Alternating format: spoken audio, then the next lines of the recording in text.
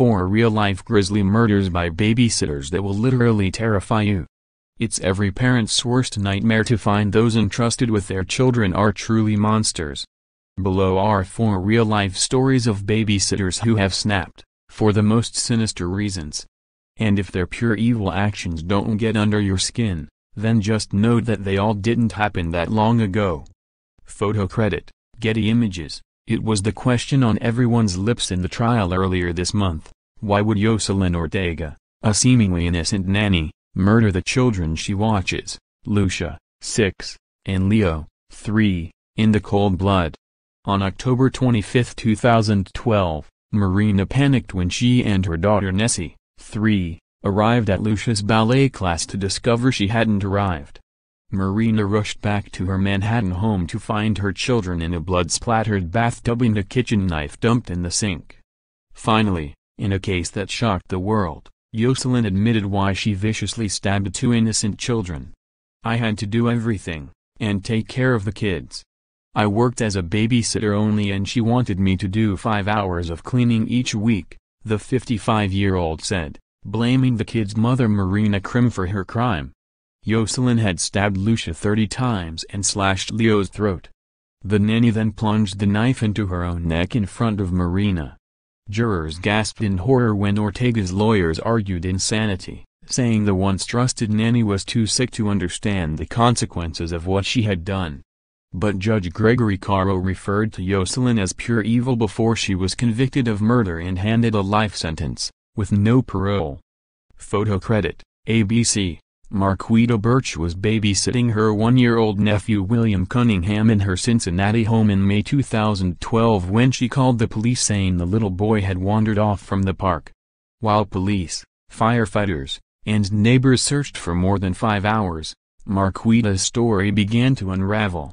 Eventually the 26-year-old confessed the toddler had injured himself and she'd panicked, stuffed him in a garbage bag and stashed him in her cousin's house. By the time police found the tiny tot, he'd been dead for 48 hours. Before being charged with endangering a child, murder, and abuse of a corpse, the judge said, "It is bad enough that Marquita injured the child, but horrible to think of the child's suffering." She was sentenced to at least 19 years in jail.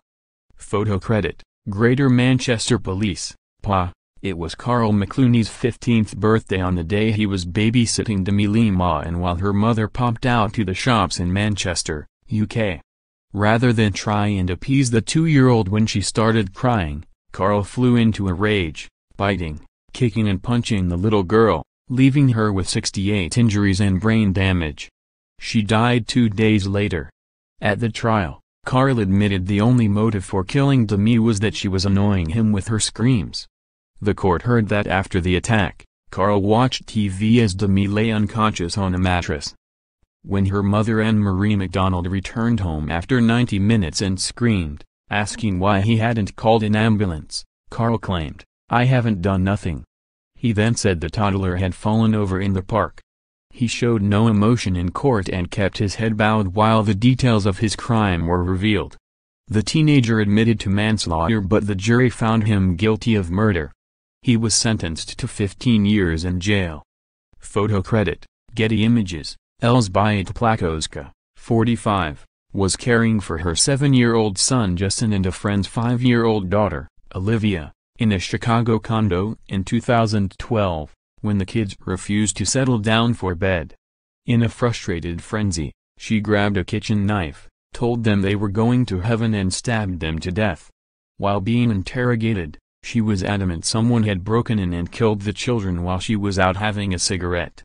However, she finally admitted she murdered her son to get revenge on her husband, and she killed Olivia because she had witnessed the murder. Plakowska pleaded insanity, but the judge sentenced her to life behind bars for murder.